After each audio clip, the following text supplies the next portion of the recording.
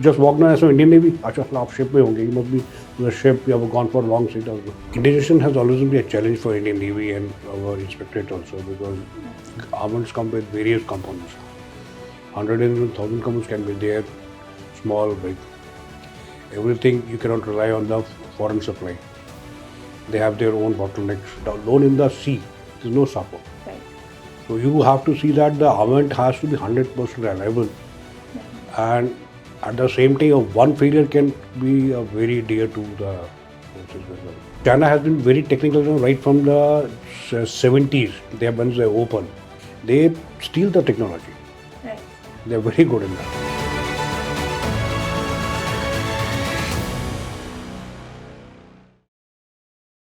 Hello everyone, welcome to Fauji Days. Today we have a very special guest with us, Captain Anurag Sood from the Indian Navy. He has served as the Principal Inspector of Armament Inspection and has a long experience of working behind the scenes to ensure that weapons used by our armed forces meet high quality standards. He has also been instrumental in the indigenous production of superior weaponry in India. He shares his experiences, challenges in his career, and what motivated him to join the Indian Navy. Today, he is being interviewed by Nikita Sharma. Nikita holds a master's degree in English literature and is passionate about animal welfare.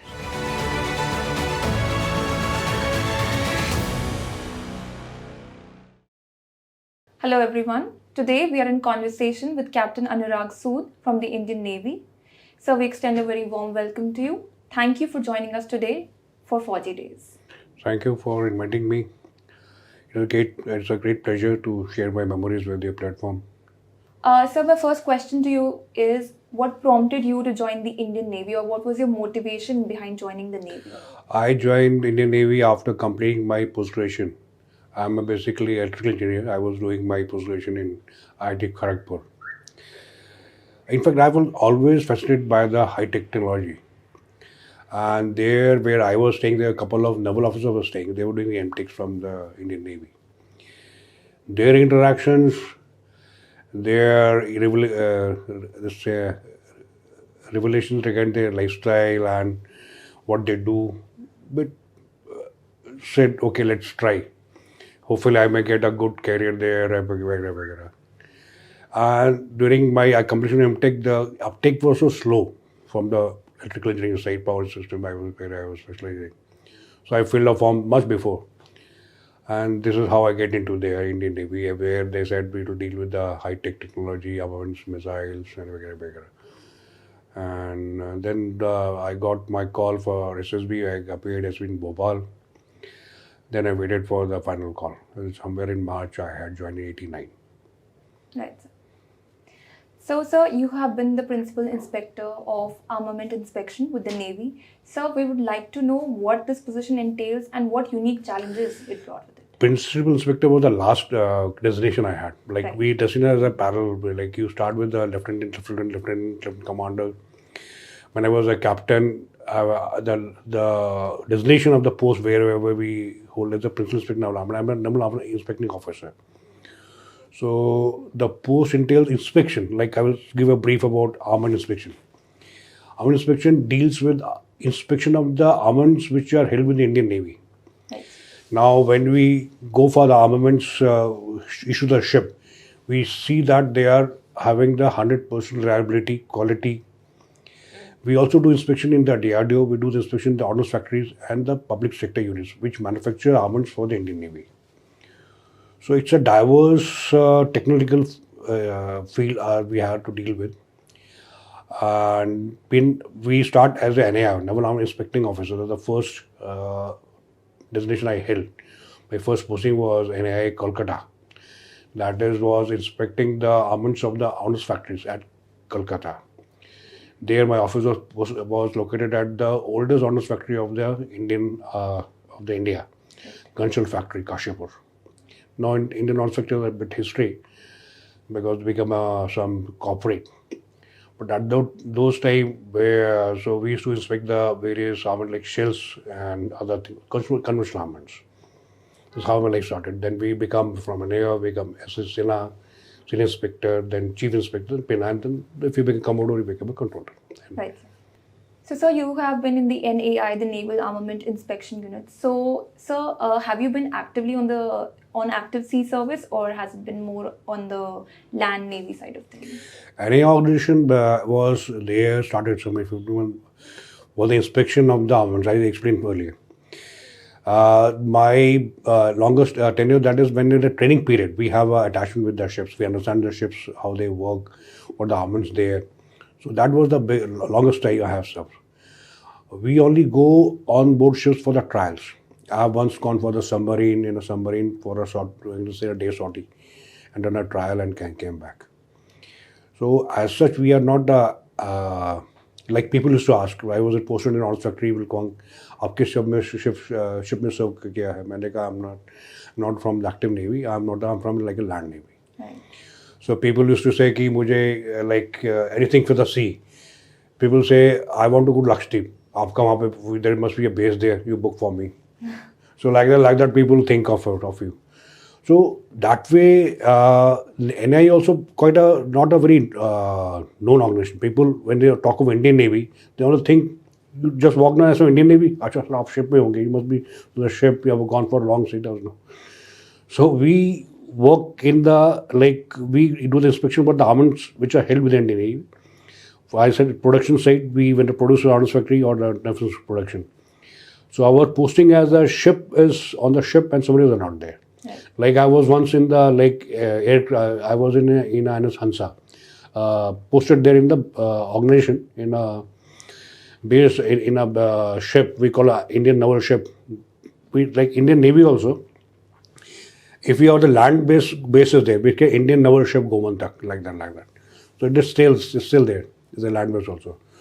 So there my role was we're dealing with the armaments of the aircraft of the Indian Navy. So as such, there is no direct deployment on the surface of the combat ships in the submarine. Right.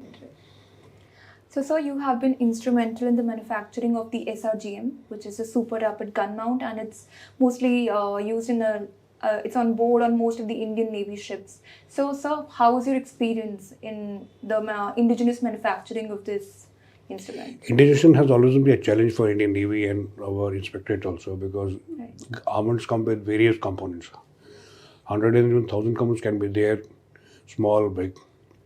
Everything you cannot rely on the foreign supply. They have their own bottlenecks. So we have been striving to indigenize from small rubber components, small washers, screws, nuts. This was my first occasion which I have we had indigenized. No, it's a teamwork. Right. We are the inspection agency, but we also see that the indigenization, what are the bottlenecks, what is the way ahead, how to go ahead and get the successful first prototype. Right.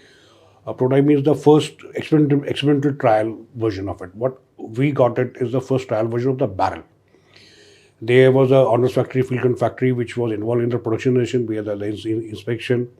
There's a gun which is being indigenized on the basis of the transfer of technology from Italy.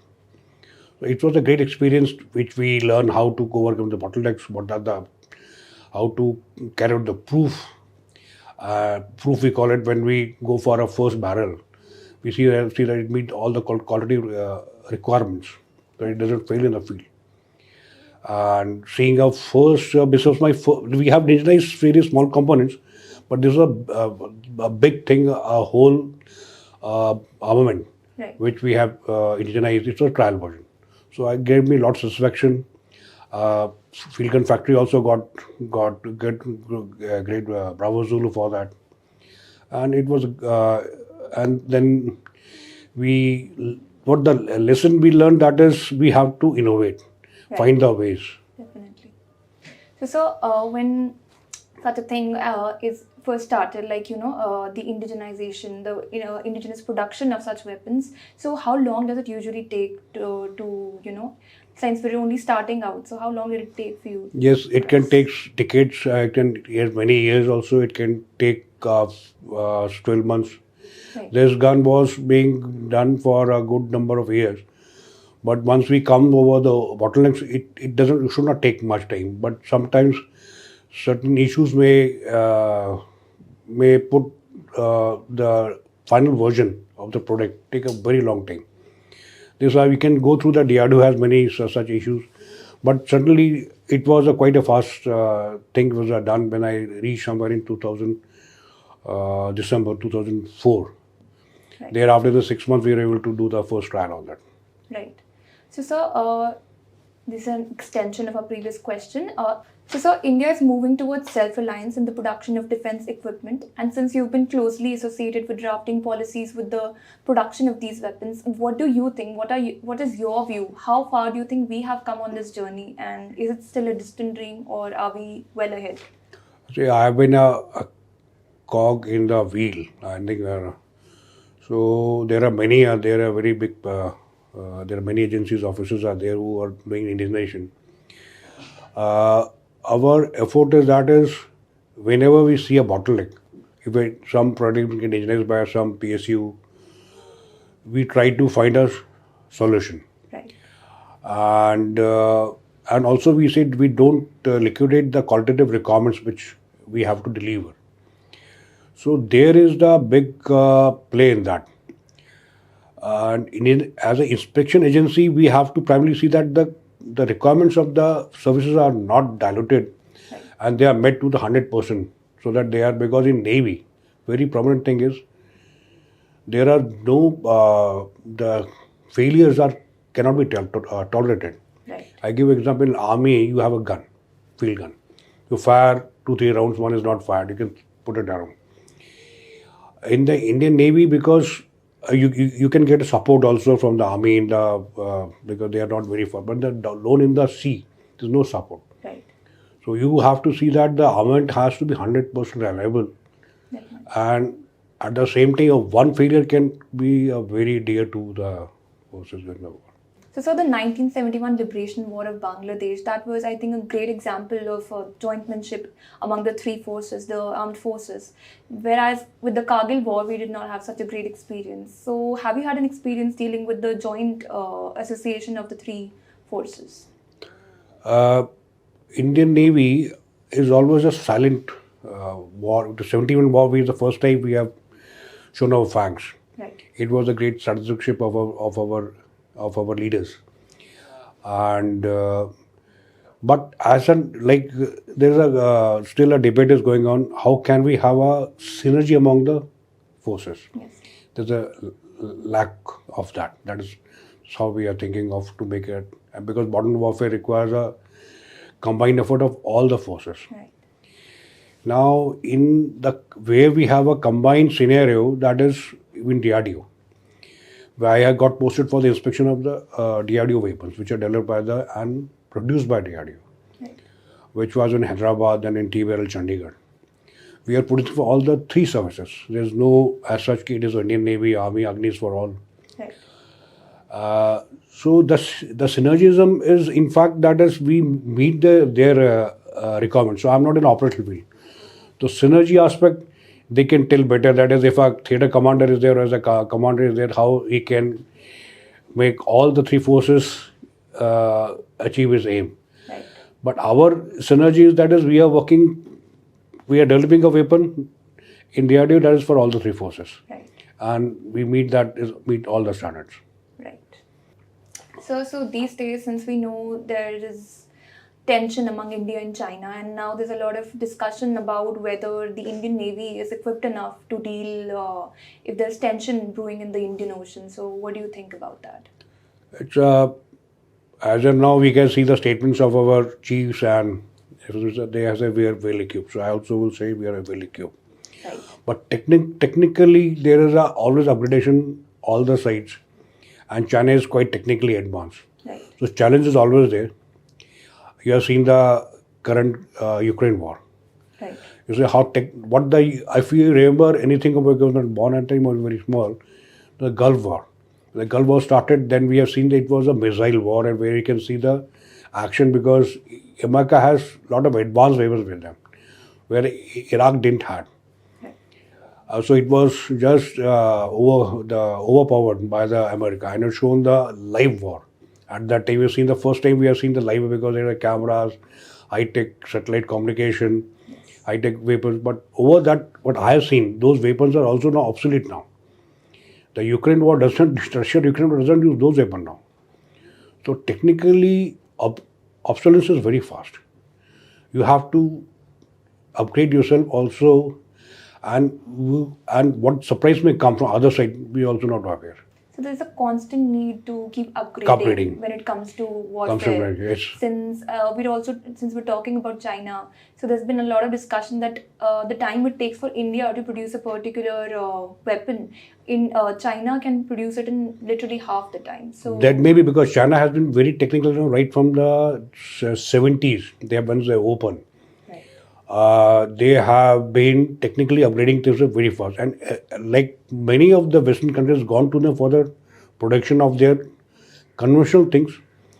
Maybe some weapon also I cannot say, but what they do, which I have read from the other pages, are like they steal the technology. right. They are very good in that.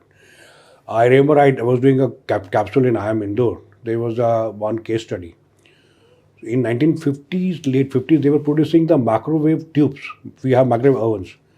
They were producing the microwave major unit, microwave creating unit for Japan and America. So one thing I learned from that they were not that technically backward even before 70s. They were quite hardworking and they were quite involved. And they have done their ballistic missile quite long back before us. Right. So that was about the technical aspect. Now, on a lighter note and on a personal note, are there any memorable anecdotes that you remember from your tenure? There are something which I don't share, but not much, but few of them. One thing I will say that is the good part of our senior officers and the jolly good nature fellow. I remember I was in Vishakhapatnam, I was a young lieutenant. I was officiating for the captain. My CEO was not there. And one senior officer was coming to visit from Kerala, and we were supposed to give a logistic and send a liaison officer. We went to build a car and all, but the liaison officer, no car turned up. And they gave me feedback. I said, sir has come, Captain sir has come. He said, so I was not aware. I was now having a swear in the spine. If he comes, what I will get. So I reached the office. I was thinking, all my mind was filling with the horror stories. There was one announcer, he has arrived, I received him. Seeing the smiling face, sir, how was his journey? I said, customary, fine. Sir, but sir, I'm very sorry. Oh, don't worry. So that was the thing I always remember. That is the goodness of the big house for my seniors. Right. So how has your career shaped your personality? Yes, armed forces have a different, like I've been working with the DRDO and Honors Factory, I've seen the officers. The way we move, the way we react among the organization is quite different. So one is the discipline is always there, promptness of the work, Definitely. correctness of the work, and yes, promptness, accurate, and the social activities is also very different from the rest of the world. Yes, sir. So we've heard that now post-retirement you've been upgrading and you've been studying a lot, taking a lot of online courses. So how is that going for you? In fact, when I was a COVID time, it taught me how to live a retired life. Right. I did my capsule from Indore. I landed in Mumbai. My last posting was in Trombay. Trombay is in Mumbai. Right. So there the COVID started. I landed in Feb end and March 20th there was declaration of 26 COVID lockdown. Right. So we used to locked in the room. Office, occasionally I used to head that office. So I occasionally the staff used to come for some very particular reason, but officers used to not come. So the retired life started from there. You have locked inside. Only used to travel to my mess room, eat my food, come back. If any message come, I used to travel to my office, open the office and do the job and push up. Yeah. And I'm mostly my best friend is computer and mobile. So I keep on browsing some articles, whatever I feel good, or sometimes I love to do a yoga every morning and cycling in the evening. So, sir, in the last 6 months of your career, you chose to join IIM Indore. So, what prompted you to take that decision? I was looking that after post-retirement I'll pick up something beneficial, and management is a key thing nowadays. Yes. And Forge gives you an opportunity to do at a very discounted rates. Right. So I applied for that, and it really gave a great exposure on all aspects of. Once you do what I've done a part-time MBA, right, craftsman MBA, but what you do the classroom interaction, the classroom study is very different, especially in IIMs, and got a good input on various field like from marketing to finance and. So how did that transition feel?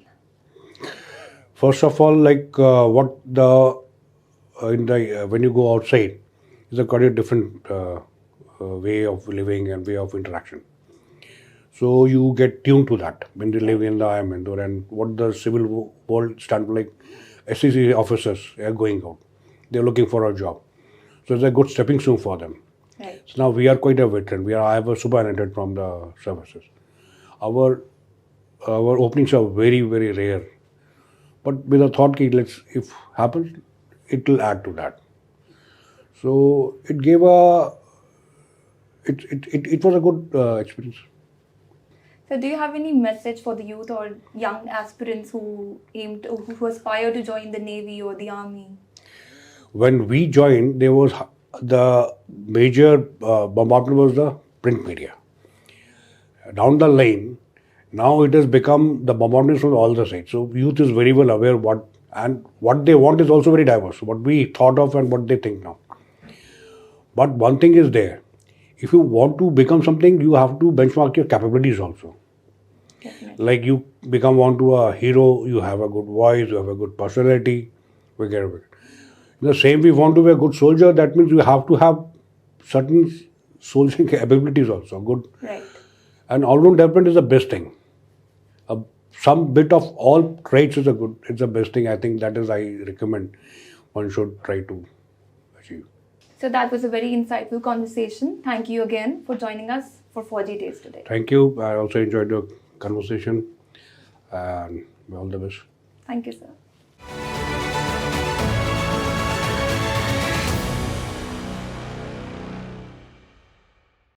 Friends, our Faujis have been and continue to be the lifeline of our nation. Come hell or high water, they have always been there for us, whether in times of war or natural calamity or any other challenge India has ever faced. And the culture, traditions, and history of the Indian military are part of a rich heritage, painstakingly preserved by one and all. To cherish and celebrate this heritage, a unique initiative called Fauji Days has been launched by the budding startup 99 Beagles. So what is Fauji Days? Well, it is primarily an oral history project based on interviews and recordings. Faujis always have tons of stories to relate, many of them inspiring, thought-provoking, funny or engaging, and highly satisfying for the curious, especially young adults in their formative years. These engaging interactions between officers, men and women from our services, with young adults from schools and universities are being captured on camera by us. We want to showcase the diversity of lived experiences on the one hand and the perceptions and expectations on the other. Allow me to also add that the scope of Fauji Days initiative is not limited to just oral history. It also encompasses the written word and the world of military publishing. Already, several books by eminent military authors have been published under this umbrella, and all have been well received by the readers. The Fauji Days website is another crucial resource designed to house the diverse aspects of this project.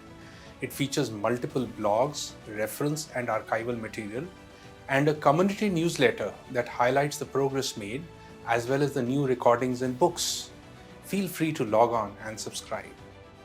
I warmly welcome you to be a part of this initiative, no matter what color uniform a Fauji wore, or whether he or she served on terra firma, flew in the air, or rode the waves. The fact remains that each one of these brave hearts is a reservoir of remarkable tales and cherished memories. Fauji Days wants to share these memories and tell these tales to a much wider audience. If a nation is made of memories, then Fauji Days will prove that Fauji men and women have contributed some of the best. As a Fauji, you can reach out to us and tell us about your rich experiences. Get in touch and we will revert with an audiovisual team equipped to capture your recall. Or if you're too distant, we can guide you about how to record and send it to us. Of course, you can also write your tale and send it to us to be featured here. We have the wherewithal to capture you on video from whatever location on the planet. All we want is to know your story so that India knows her story better. It is incomplete without yours. Please also feel free to send your contributions to this archive of India's valor in the form of nostalgic pieces, anecdotes, pictures, or other content you may wish to share with the wider Fauji Day community. On behalf of Team 99 Beagles, I thank you. As they say, Fauji Days never end. In fact, they are just beginning. So, Fauji Days forever. Jai Hind.